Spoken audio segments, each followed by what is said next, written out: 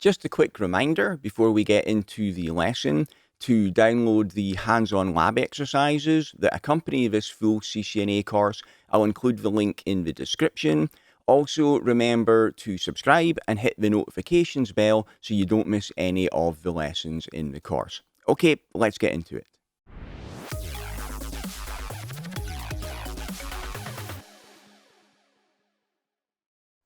In this lecture, you'll learn how traffic can be sent securely over the internet with TLS, Transport Layer Security. You can see on the definitions here that TLS is the successor to SSL. So SSL was available before. That stands for Secure Sockets Layer. SSL is not used anymore. It's now been replaced with TLS. TLS can be used to provide secure web browsing with HTTPS, that's what it's best known for, but it can also be used to provide security for other applications like email as well. It uses symmetric cryptography to encrypt transmitted data, and symmetric keys are generated uniquely for each connection. So you'll see as we go through the example in this lecture, we're going to be shopping on Amazon.com. For every different customer that's shopping there, a different set of keys will be generated for each customer to keep all those different connections secure. Authentication is provided by public key cryptography, and message authentication code provides the integrity. So looking at an example of how HTTP works over the internet with TLS. And in the example, you're going to be shopping on Amazon.com, but before that happens, Amazon.com needs to set up a secure certificate. So that is going to be signed by a certificate authority, and in our example, I'll use VeriSign. There's lots of different public certificate authorities available. So Amazon generates a public and a private key pair. They then send a certificate request to VeriSign, which includes their public key. So they go onto the VeriSign website, they say that they would like a certificate, they explain what the certificate is for and give some other details, and send their public key as well. The private key never ever leaves Amazon.com. Nobody sees that, including the certificate authority. Then VeriSign will out of band verify that that certificate request really did come from Amazon. So they'll use a method such as the telephone, they'll ask some security questions there, they'll verify that it really did come from Amazon. When they're happy that it did, VeriSign will generate a certificate for Amazon. Included in the information in the certificate will be which website it is valid for, which is https www.amazon.com in our example. The certificate includes Amazon's public key, and it is signed by VeriSign's private key. So it does not include VeriSign's private key. That never leaves VeriSign, but it is signed by VeriSign's private key. And this is where you come in and you want to do some shopping on Amazon.com. When you put your credit card details in, you want to make sure that they're secure and nobody's going to be able to sniff that traffic and read your credit card details. So the way it works is, or the way the certificate works is with PKI, with the public key infrastructure, and the public certificate authority, which is VeriSign in our example. Your web browser trusts the public certificate authorities, such as VeriSign, and has a copy of their public keys. That is built into your browser. You can see a screenshot from Firefox here. And actually, let me show you where you can find this information. So I will go to my Firefox window here, and I'll go to the options, and then go to privacy and security, and scroll all the way down to the bottom here, and you can see I've got the option to view certificates. So if I click on that, you can see that all of the public certificate authorities, it's already built into Firefox that it trusts all of the public CAs. And you'll find the same for all the other web browsers as well. Okay, so going back to the slides again. So carrying on with our example. So what happens is you open HTTPS Amazon.com in your web browser. Amazon will then send you their certificate, which had been signed by a public certificate authority, VeriSign in our example. You or your browser will then verify that that is a valid certificate. It can do that because it has got VeriSign's public key.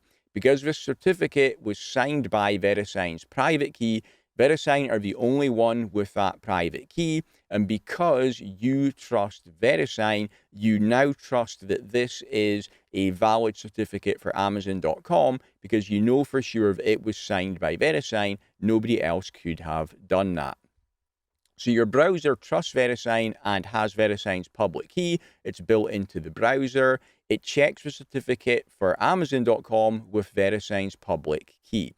VeriSign is the only entity with their private key, so they're the only one that could have done that. So if it checks out when it's decrypted with the public key, you know it was signed by VeriSign. It is a valid certificate for Amazon. So you now know that who you are communicating with has sent you the valid certificate for Amazon.com. But you don't know that you're communicating with Amazon.com yet, because everybody else that has gone shopping on Amazon, they've been sent that certificate as well. So anybody could send you the certificate. You know that the certificate is valid, but you don't know that who you're talking with is actually Amazon. You have not authenticated them yet. So you need to do that next. The way that happens is your PC will generate some random data, which is LOFO-due in the example here, and it will then send that over to Amazon, or who you think is Amazon, and say, if you really are Amazon, encrypt that with your private key from your certificate and send it back. So that comes in to Amazon, and then they encrypt it with their private key, which matches the public key in their certificate, and then that ends up with some encrypted data. Amazon then send that back to you, then you decrypt that with the public key from Amazon's certificate, which you know is valid, so you know it definitely is Amazon's public key. And when you decrypt it, if that comes back out to being the same as the original data, which was LOFO-due, you know that you are for sure talking to Amazon, because Amazon is the only one with Amazon's private key. You know that you had a valid copy of Amazon's public key. They're matching together now, so you know you are talking to Amazon. Your browser could now encrypt your credit card details with Amazon's public key when you make a purchase, and nobody else other than Amazon would be able to read the details. But asymmetric key encryption is slow, and it's not suitable for bulk data exchange like web browsing. So we want to use symmetric key encryption, but right now Amazon and you do not have a shared key. What you have right now is you've authenticated Amazon. You know that you're definitely talking to them. Amazon have got their private key, and you've got the corresponding public key. So what happens now is that your system will generate a shared key, 678 in our example there, and it will encrypt that shared key with Amazon's public key, and it will then send that in the encrypted format over to Amazon. Amazon will decrypt it with their private key, and now you've got the same shared key on both sides of the link, which can be used for the symmetric encryption. So now when you go to enter your credit card details, that will be encrypted with the shared key, sent over to Amazon. Amazon will decrypt it with the same symmetric shared key, and now they've got your credit card details. Nobody else has got that shared key, so nobody else is able to read your credit card details. So you saw there, that is how encryption works on the public internet, how we do the secure key exchange with the asymmetric encryption, and then how the symmetric encryption is used for the actual data transfer.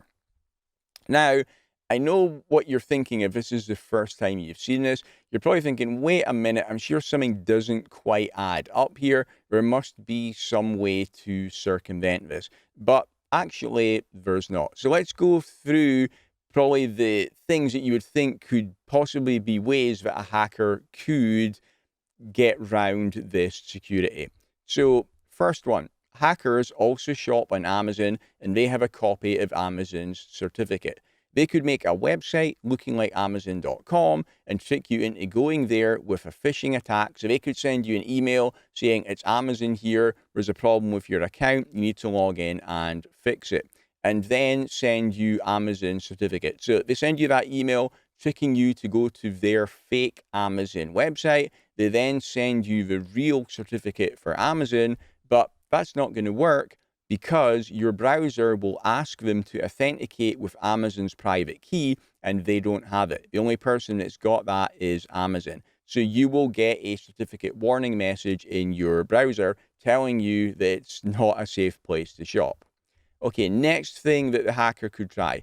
They could get a certificate for Amazon.com from a public certificate authority. Well, they could try to do that, but public certificate authorities do out-of-band checks to verify they only issue legitimate certificates. They're not going to give a certificate for Amazon to anybody other than Amazon. So that also will not work. Next thing that the hacker could try. They could open up a business named Neil's Nuts, for example, and get a valid public certificate for that from a public certificate authority. Then trick you into going to a website that pretends to be Amazon.com and send you their valid Neil's Nuts certificate. Well, that won't work either because the certificate details which website it is valid for, and that is checked by your browser. So if you go to a fake Amazon.com and the certificate is for Neil's Nuts, that doesn't match up. Again, your browser will give you the certificate warning. Okay, the last one. Hacker could install their own certificate authority and create their own certificate for Amazon.com. That is possible. You can have your own PKI infrastructure. In fact, if you've got a Windows server, you can use that as your own certificate authority. So the attacker could install their own certificate authority on a Windows server, for example, then trick you into going to a website that pretends to be Amazon.com and send you their certificate that they created themselves. But again, that will not work because web browsers only trust certificates from trusted public certificate authorities. So again, you'll get the warning message. Now, if you're wondering, well, why can't we have our own certificate authorities then? Yes, you can do that if you want to manage your own certificates. If you're doing that, you would need to configure your own hosts to trust your own certificate authority server. Okay, so that is everything there about how TLS works on the internet for secure web browsing. You saw there that it was only Amazon.com that had a certificate. They have to pay for that from VeriSign. In the example there, you did not have a certificate yourself, and that's the normal way that TLS works for secure web browsing. But if you want to have both sides authenticating each other, you would need to have a certificate on both sides. An example of where you would sometimes do that with certificates is for a virtual private network. That's what we're going to be covering in the next lecture. Thanks for watching. If you'd like to get the complete course ad-free right now, then you can click on the link above my head or in the description to enroll in my CCNA Gold Bootcamp. It also includes full study notes, quizzes, and 150 pages of additional troubleshooting labs you can't find anywhere else.